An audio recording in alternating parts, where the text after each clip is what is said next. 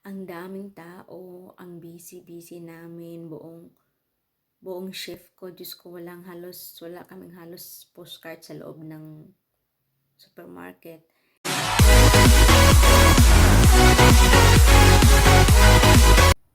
Good morning. Kagigising ko lang. May pasok ako ngayon kaya magluto muna ako. Update pala sa sitwasyon namin dito dito sa Florida. Kahapon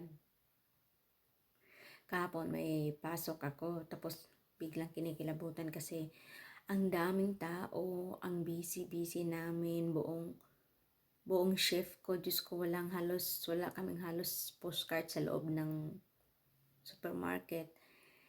Nag-declared pala kahapon si presidente ng anong tawag yun? State of emergency. Pero naman yung state of emergency, sinigurado naman yan na magiging hindi babagsak yung ekonomiya daw dito sa US. So, ang nangyari,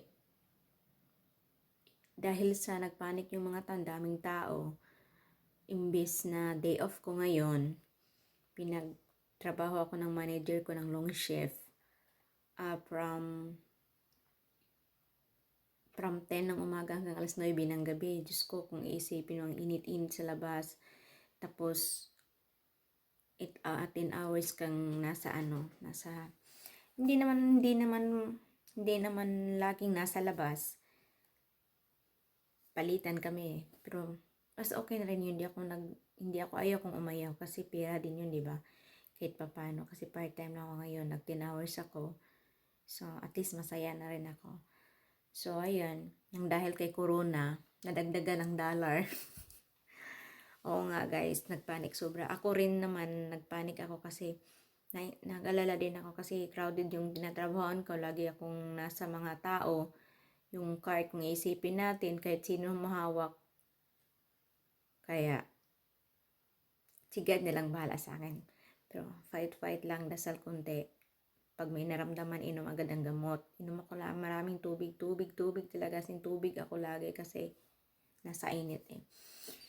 See you mamaya, update ko kayo sa anong nangyayari ngayon. Basta kahapon sobrang crowded talaga.